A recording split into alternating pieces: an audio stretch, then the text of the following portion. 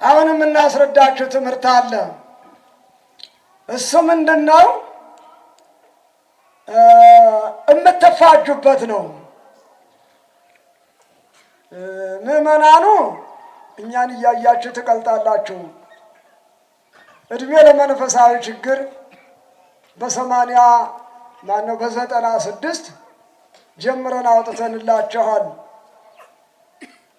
ያ ደግሞ መድረሻው አጥሮ ቀረ። የምናባዛበት ተወደደ። አሁን በሞባይል ሲሆን መማሪያው ትምህርትን ለማቅረብ ጊዜ አጠረ። በመጻሕፍት የለም እያሉ እንዳያቃጥሏቸው ካህናት እንኳን መዳን ባይችሉ ምን አለበት እያሉ ጳጳሱ ይጠጣል እያሉ እሳት እንዳይበላችሁ ምዕመናን ትድኑ ዘንድ የዚህን ጠለሸት ታሪክ ስሙ ለማለት ነው። እኔም ትንሽ ተነፍሳለሁ። ይኸው መጽሐፉ ቀጥል። በስመ እግዚአብሔር አብ እምድር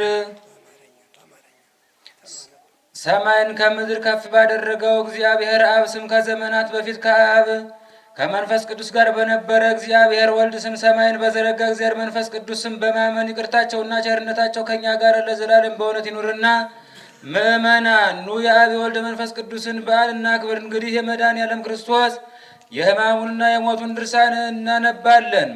የኋሊት አስረው በፍርድ አደባባይ ባቆሙት ጊዜ ከሚስቶቻቸውና ከጎልማሶቻቸው ጋር ዋዛ ፈዛዛ እያደረጉ ጎልማሶቻቸው ፋሲካን አድርገው እየተመገቡ ቡና ይጠጡ ነበር።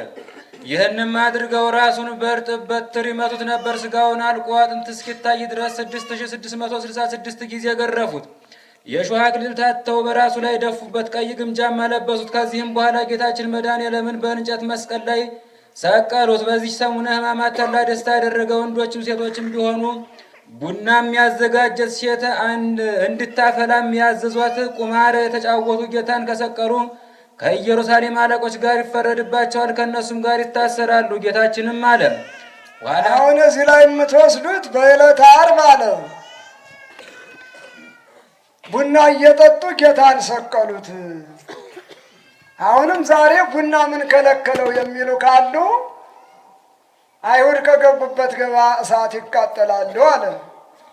ሁለተኛ የሚያማኙት የመጽሐፍ መምህራን ተብዬዎቹ ከሦስተኛው ቀን በስተቀር እጽዋት መቼ በቀለ? ማክሰኞ የበቀለው የተስተካከለ ያማረ ነው፣ ሁሉም ውብ እንደሆነ አውቆ ፈጥሮታል፣ ከዚያ ወዲህ ምን በቀለ ይላሉ። እንግዲያ ስጋ ንጹሕ ነበረ፣ ምነው የሰው ስጋ ሸቶ ተቀየረ? የሰው ልጅ ጤነኛ ነበረ፣ ምነው በሽታ ዳበረ? ይህንማ ካላችሁ ተፈጥሮ እንደተፈጠረ ቀርቷል ማለት ነው። በየጊዜው እየበዛ መጥቷል። ሀላችሁ ደግሞ የበቀለበት ዘመን በስነ ፍጥረት ሳይሆን በዘመነ ኦሪቱ በአብርሃም አሃት ነው። የአብርሃም አባት ታራ ነው። የታራ አባት ናኮር ነው። የናኮር አባት ሴሩግ ነው። ሴሩግ ማለት ጠንቋይ ነው። ነፋሳት በዘልማድ ይነፍሳሉ፣ ውሃዎች በዘልማድ ይፈሳሉ። ምሽትና ንጋት በዘልማድ ይመላለሳሉ። ሰማይና መሬት የፈጠረ አምላክ የለም ብሎ የካደ መጀመሪያው ጠንቋይ እሱ ነው።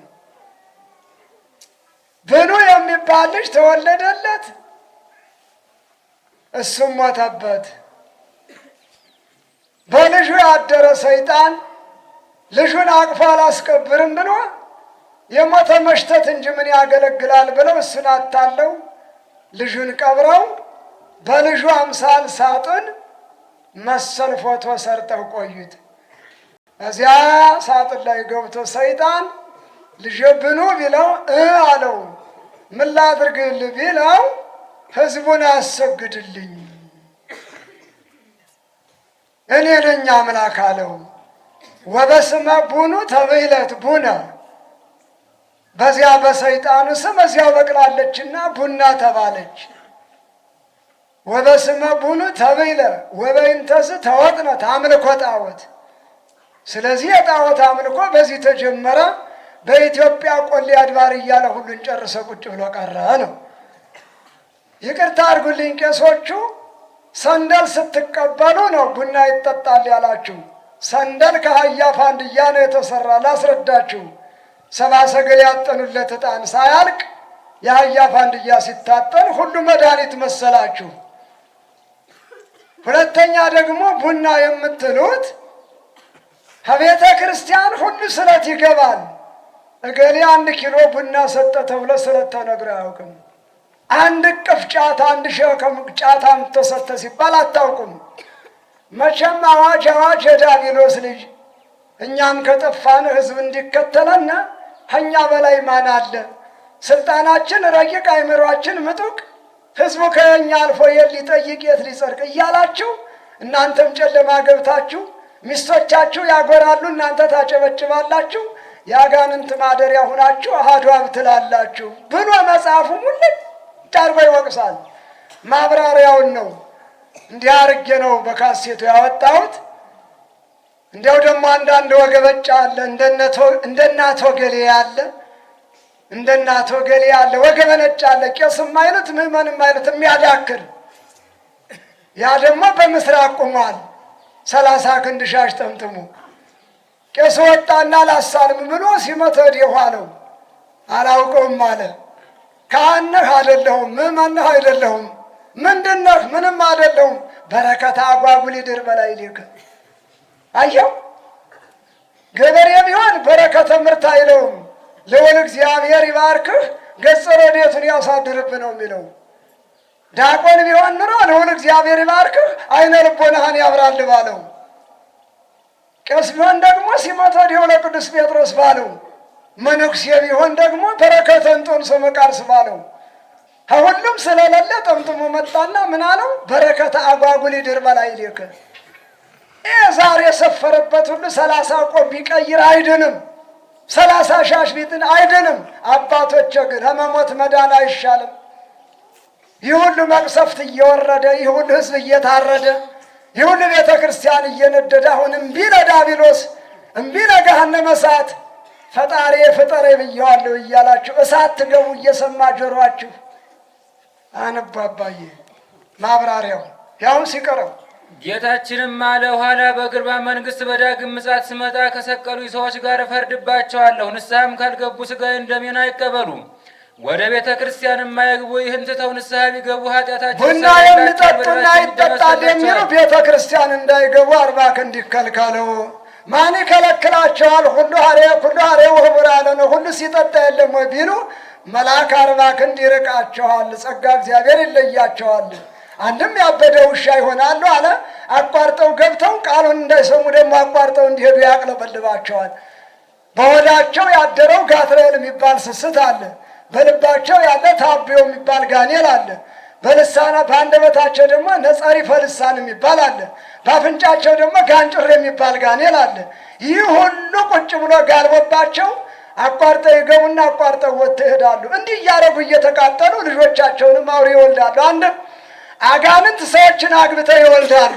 ይቅርታ፣ አጋንንት ዛሬ ሰዎችን አግብተው ይወልዳሉ። ለሌላ አይሰጧቸውም፣ እነሱ አይለቋቸውም። ለተወለዱት ሕፃናት ጡት አያሰጡም። እነሱ አስረግዘው እነሱ አስወልደው የተወለደው ሜዳ ይወድቃል። አሞራ አንስቶ ወስዶ ወንዝ ይደበልቀዋል። መጽሐፍ እያነበብን ነው። ወንዶችን አግብቶ ሴት አያስደርሳቸውም። ሴቶችን አግብቶ ከወንድ አያስጠጋቸውም። ለራሱ ብቻ አቅፎ ኑሮ ገደል ከቶ ይገላቸዋል። በመጨረሻ መቻጎቅ ነው አጋንንትን። አብረን ነው የሚኖረው። ስግቡ ነው። በእኛ ምላስ ነው የሚናገረው።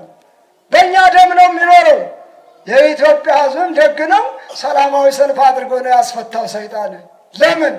ወጣቱ ዝሙትን ወስደንልሃል ተፈታ ጌታችን ምን ያቃጥልሃል? ነጋዴው ውሸቱን ወስደነዋል ምን ያስገባሃል? ገበሬው ባልሽረቱን ወስደነዋል። ካህናት ትቢቱን፣ ፍጅቱን፣ ምቀኝነቱን፣ ሽማግሌ ተረቱን፣ ስካሩን፣ በየሜዳው ተፈንድሰው ማደሩን፣ ባለስልጣኑ አገር መሸጡን፣ ጉቦ መማጠጡን ወስደነዋል። ጌታችን ታስሮ ምን ያደርጋል ሲሉ አስፈትተውት አብሮነ እየተጓዘ ነው። አይዟችሁ። በምን እናውቀዋለን? የተሸከምከው ጠጉር የጤና መሰለህ? የዲያብሎስ ልጓም እኮ ነው። እንግዲህ ልማት አልምተህ ከንቱነትን ተረድተህ እንጂ እንዲያው ዛሬ ወይ እንደ ደጋው ባህር ዛፍ ተቆርጦ አይሸጥ የወንድ ጠጉር፣ ሴቱ ባለ ሱሪ፣ ወንዱ ባለ ዱሪ። አዎ፣ ስለዚህ ምንም እንዲያው ትሮጣላችሁ እንጂ ስለማትለወጡ የዲያብሎስ መሆናችሁን እንድትመለሱ ነው ነገርናችሁ። እናንተን ለማየት ዛሬ ያስፈራራል። እንዲያው ወንዱ ምን መጥማጠብን እዚህ ላይ የተከመረውን የፈረፈር ጫካ ብታነሳውስ ምን ትባላለህ? መጃ ስታጣ ምን ታደርገው? ወይ ልማት የለ፣ ወይ ትምህርት የለ፣ ወይ እውቀት የለ፣ ወይ ፈሪሃ እግዚአብሔር የለ፣ ወይ አባት መጠየቅ የለ።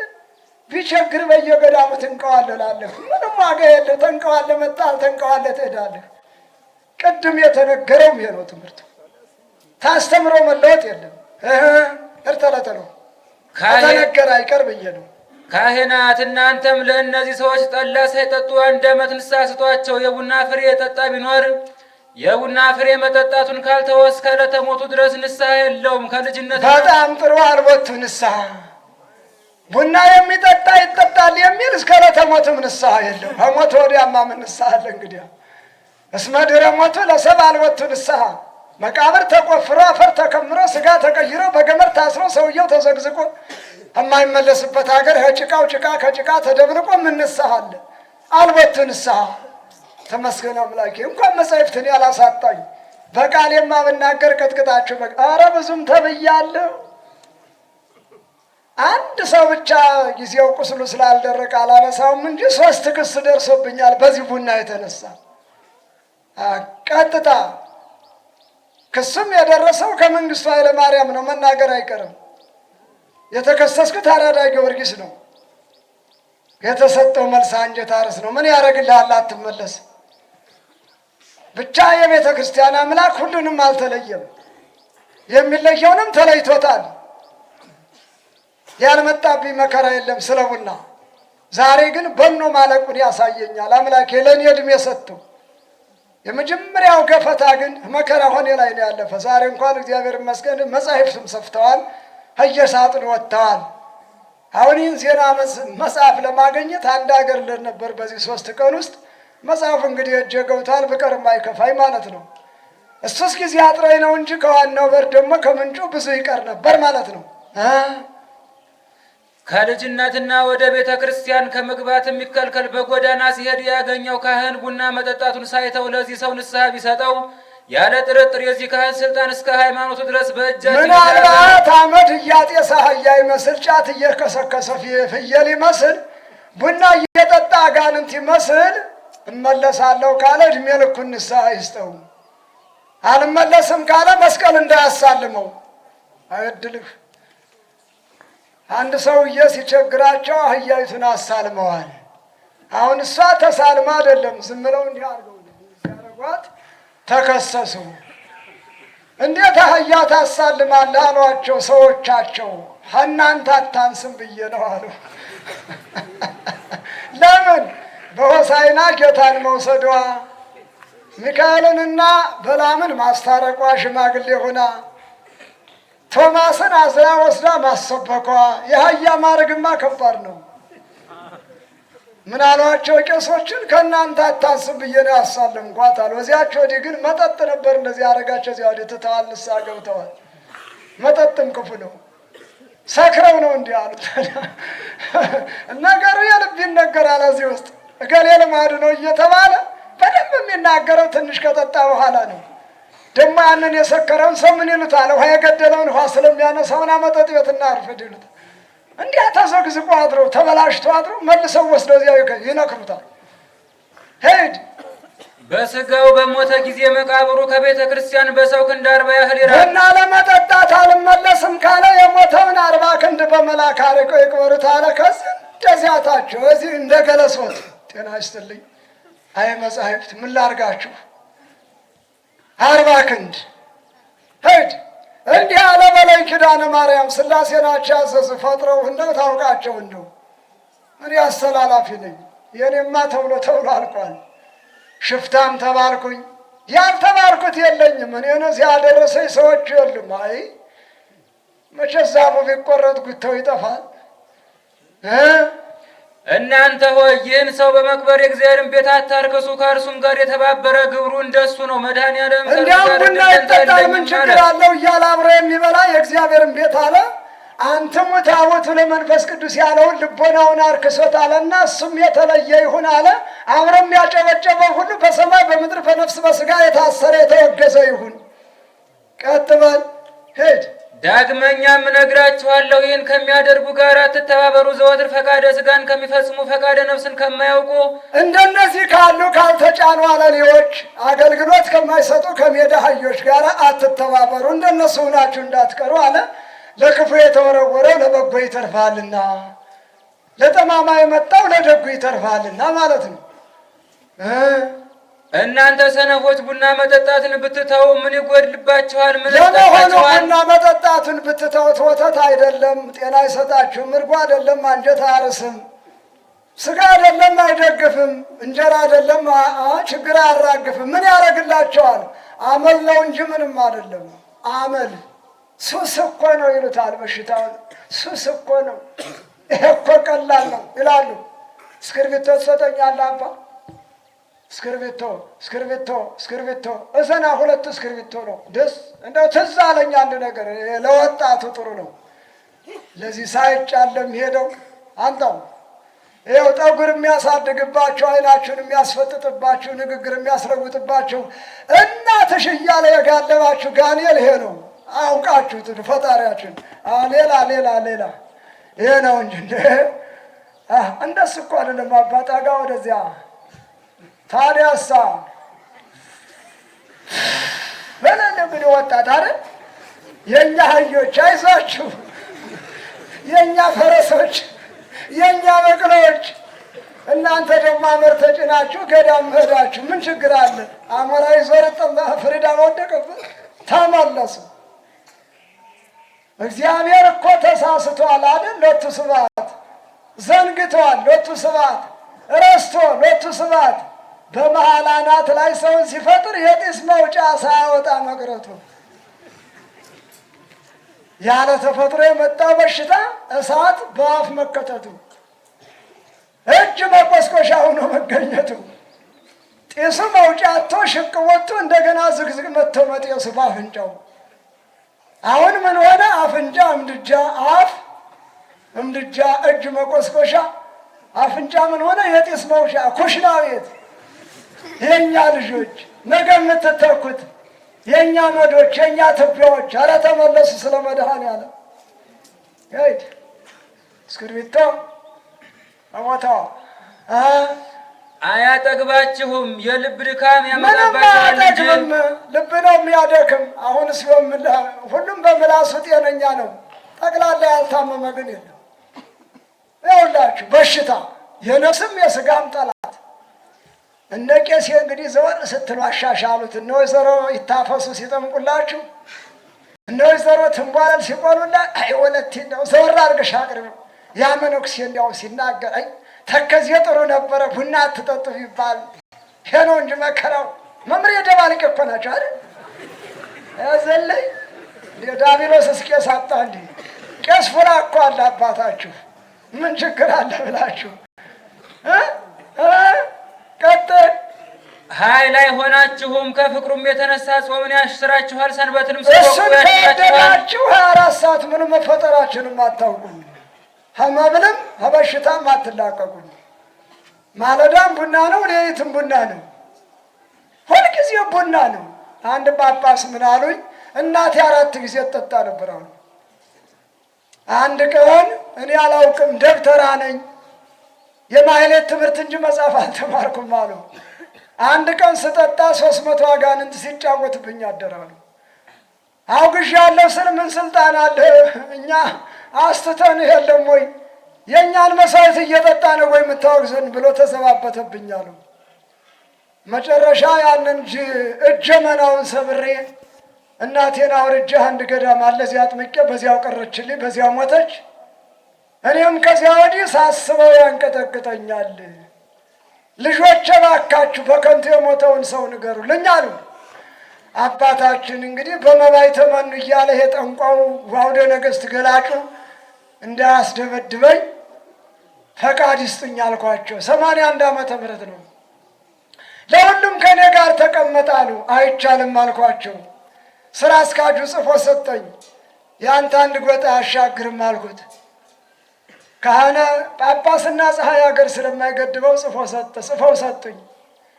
ከብዙ ዘመን በኋላ በዘመኑ ያ መታወቂያ ምንድን ነው የሚለው? ኢትዮጵያ ትቅደም መጨረሻ ነው። አዋጅ አይደል? ከዚያ ቦታ ሄጄ ሳስተምር ነገረ ሰሪዎች የጠንቋይ ስም እያነሳ ያረክሳልና እንዲህ ያለ ሰው መጥቶ አሏቸው። እዚያ ደብሩ ማታ ሳተላይት ሆነው መጡ። አባቶች የሚቸገሩት በሰው ነገር ነው። ለመሆኑ ፈቃድ አለ ሆይ አሉኝ። ብድግ አድርጌ ሰጣቸው። እሳቸው ማይተም ነው። ዝም አሉ። አፋቸው እንድታርገው ክድና አረጓት። መልስም አልሰጡኝ።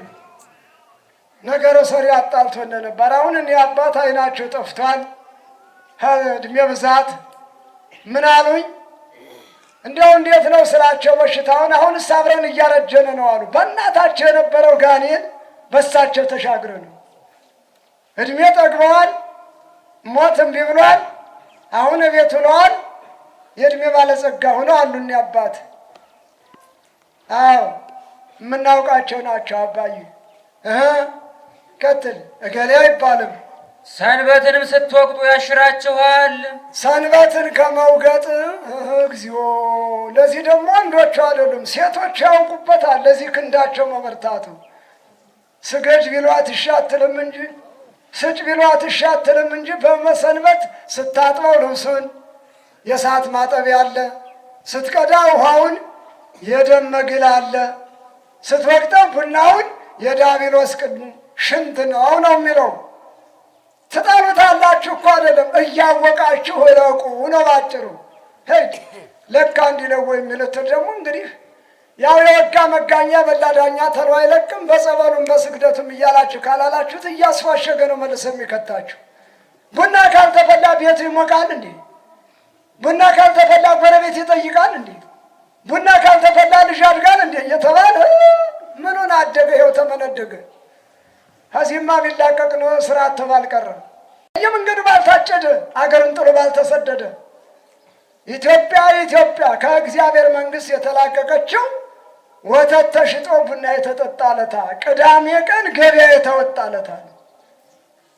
እንግዲህ የበሽታ ይለቃል ማለት አይደለም። ቅዳሜ ገበያ ይከለክላል በላይ ኩፋሌ 34 ቁጥር 12 ተመልከተውና እዚያችሁ እንገናኛለን። አፋፉ ላይ እንደ ቅድሙ አባ እንደተናገሩት እናቴ ወይ ሲኦል ገብተሻል እንዳለው ወንጌልም ዮሐንስ የማያሰክር ቡናን አልጠጣም ይላል። ዘወትር ይህን ቡና የሚጠጡ ጣዖት አምላኪዎች ናቸው። ዘወትር ተሰብስባችሁ